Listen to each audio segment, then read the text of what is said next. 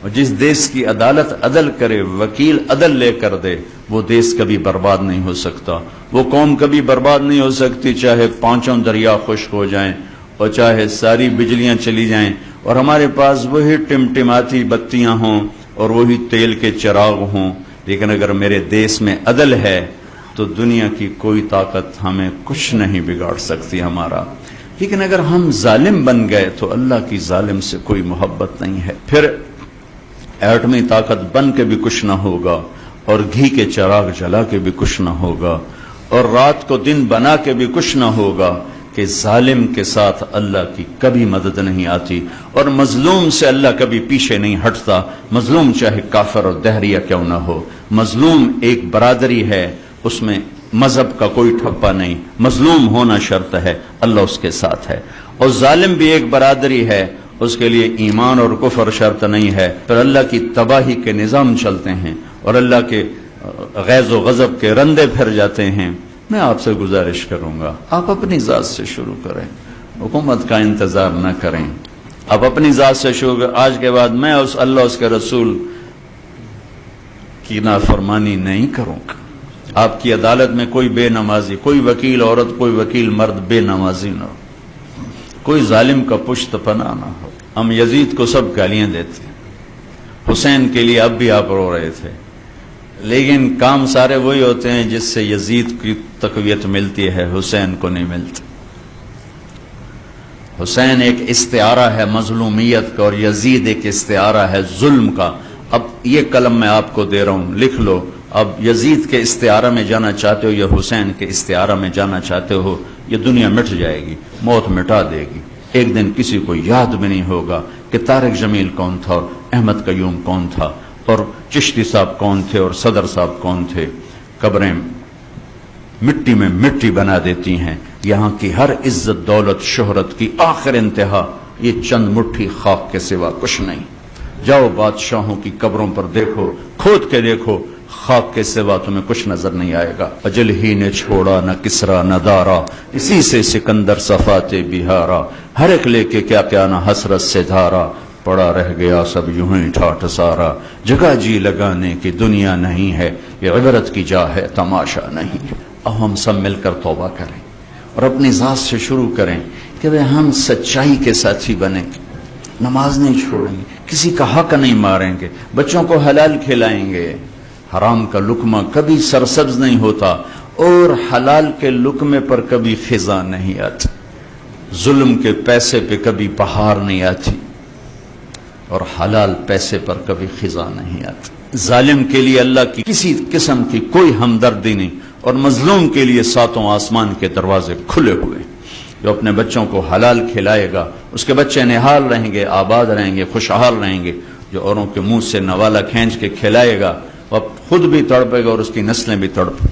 تو میں آپ سب بھائی بہنوں سے گزارش کرتا ہوں کہ نئی زندگی شروع کریں، پچھلی پر توبہ کر لیں۔ رمضان ہے اور مغفرت کا مہینہ چل رہا ہے، مغفرت کا مہینہ چل رہا ہے، اور رمضان کا مطلب ہے جل جانا۔ رمضان جل جانا، یہ کیا مطلب ہے جل جانا؟ اس میں کیا جلتا ہے جو اس کا نام رمضان اللہ نے رکھا ہے؟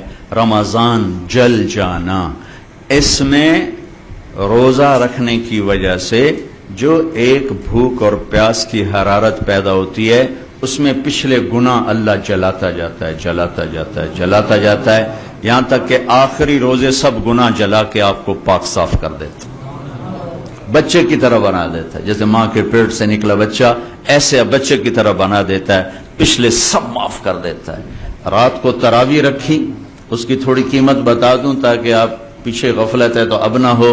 تراویح کے ہر سجدے پہ 1500 نیکی لکھی جاتی، اب 1 گھنٹے میں 60,000 نیکیاں بنا سکتے، اور تراویح کے ہر سجدے پر جنت میں سرخ یاقوت کا ایک گھر تیار کیا جاتا ہے جس کے 60,000 سونے چاندی کے دروازے ہوتے ہیں۔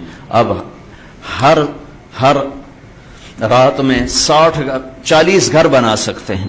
تراویح کے ہر سجدے پر جنت میں ایک درخت لگتا ہے جس کے نیچے 100 سال عربی گھوڑا دوڑ سکتا ہے۔ یہ رمضان کی خوبصورت راتوں کی محنت کا صلہ ہے، اور اس میں ایک رات 21، 23، 25، 27، 29 میں آنے والی ہے شب قدر۔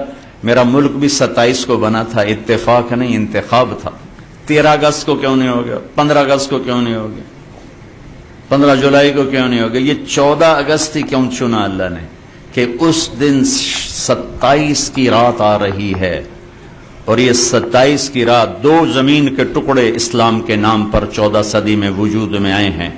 पहली सदी में मदीने की रियासत और 14वीं सदी में पाकिस्तान की रियासत।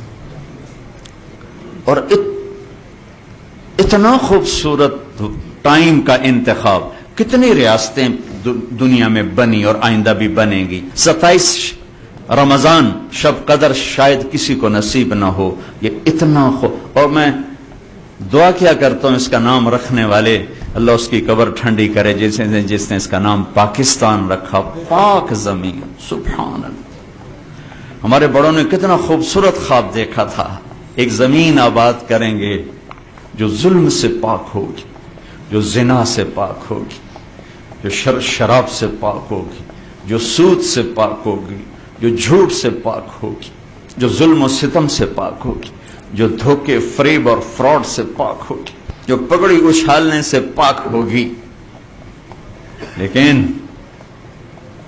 चमन में तख्त पर जिस दम शहे गुल का तजम्मुल था, हजारों बुलबुलें थी बाग में एक शोर था गुल था, खुली जब आंख नरगिस की न था जुज खार कुशबा की, बताता बागबां रो रो यहां गुंचा यहां गुल था।